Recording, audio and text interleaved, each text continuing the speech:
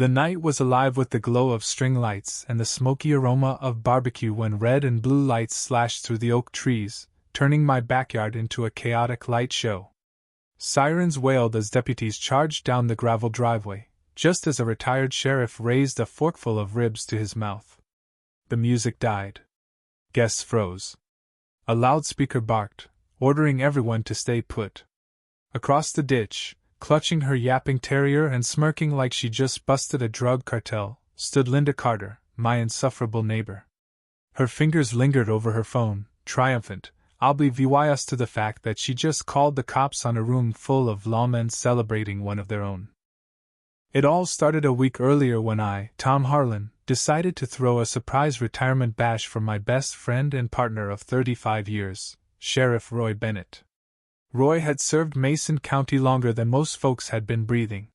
He talked me through my son's joyride that totaled my pickup, sat with me through a messy divorce, a near-fatal tumble off a cliff during a hike, and countless stakeouts that blurred into dawn. When he announced his retirement, I knew I had to send him off with a party no one would forget. My 10-acre property, just beyond the HOA's reach, was the perfect spot. No rules, no meddling. Or so I thought. Linda Carter, who lived across a rickety fence, was the HOA's self-appointed enforcer, a one-woman crusade against anything that didn't fit her VY shine of suburban perfection. She'd report a lawnmower for being too loud or a grill for too much smoke. 3 days before the party, while I was stringing up a banner that read, "Roy, you're free!" she stormed to the fence in her zebra-print slippers, brandishing a clipboard like a weapon. "Did you get approval for this?" she snapped, eyeing the barn. I chuckled. "Own this land, ma'am? No HOA here." Her lips pursed. "This affects our neighborhood's peace. Cars, noise, saw people saw." I offered her lemonade, which she ignored, scribbling furiously before stomping off. I thought that was the end of it. I was wrong. Saturday night, the barn buzzed with life. Grills sizzled, kids darted around in toy sheriff hats, and retired officers swapped stories that swung between hilarious and haunting. My daughter, Ellie, arranged a dessert table with a cake shaped like a badge. Roy hadn't arrived yet, giving us time to rehearse the surprise. Then Linda struck. We spotted her lurking by the fence, binoculars glinting. Someone joked she was counting heads. Then she whipped out her phone, gesturing like she was directing a SWAT team. Minutes later, sirens screamed. 3 patrol cars, an unmarked cruiser, and for reasons no one could explain a fire truck roared in. The crowd tensed. A few ex-cops instinctively reached for holsters they no longer wore. A woman clutched her purse. A plate of brisket hit the dirt. I strolled to the driveway as Deputy Mark Lawson, a kid I'd known since his academy days, stepped out, looking baffled. "Tom, what's going on?" I grinned. "Roy's retirement party. Want some ribs?" He scanned the crowd, then laughed as he recognized familiar faces. The other deputies joined in, trading hugs and handshakes. The fire truck did a U-turn. Linda, still at her fence, shouted, "This is illegal! Weapons! Uniforms! Intimidation!" The officers chuckled. One leaned on his cruiser. "Ma'am, these are retired sheriffs and troopers. You called the cops on the saw cops saw." Linda's face flushed from pale to furious. She ranted about HOA bylaws, but the party resumed, music blaring, kids laughing, ribs devoured. Roy arrived just as the sirens faded, walking into an entrance no one could have scripted. I handed him a beer. "Didn't plan the police escort," I said. "That's Linda's gift." He glanced at her, now filming us and muttering. "Beats my last commendation," he said, clinking his bottle against mine. But Linda wasn't done. By morning, while we nursed coffee and laughed about the chaos, she'd filed complaints with the HOA, the county, and a news tip line, alleging borough corruption. She wasn't embarrassed, she was enraged. A neighbor, old Mr. Tate, showed me an email she'd blasted to the HOA list, titled, "Unsanctioned Armed Assembly."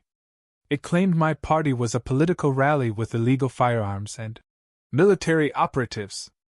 She attached blurry photos, guests in old tactical vests, a smoking grill, even one she swore was a congressman. That photo hit a local blog with the caption, "What's happening at Harlan's ranch?" I wasn't worried, but I was annoyed. We'd planned the party meticulously, filed county permits, and invited only close friends. Even Deputy Lawson called to apologize, saying it looked like a movie scene but was fully legal. Linda kept pushing. She door-knocked, warning newcomers I was an extremist. One HOA board member, a spineless guy named Carl, called an emergency meeting about neighborhood safety, citing my party as a threat. He didn't invite me, but Ellie saw the agenda on the community Facebook group. They wanted buffer zones between HOA land and mine. Roy showed up at my door that night, tossing Linda's photo collage on my table. "She sent these to my old department, saying you're housing militia." I poured him coffee. "This isn't new," I said. "Remember her husband?" Roy nodded. "Years back, Linda's husband trespassed on my land during hunting season, unlicensed, with a rifle and a cooler of beer. Roy and I reported him. He lost his hunting permit and paid a fine. Linda never forgave us." "This is personal," I said. "The party was her excuse." Roy sighed. "She's poking a bear." The next day, a reporter and camera crew arrived, chasing Linda's public complaint about an unlicensed armed gathering. I pointed to my barn sign.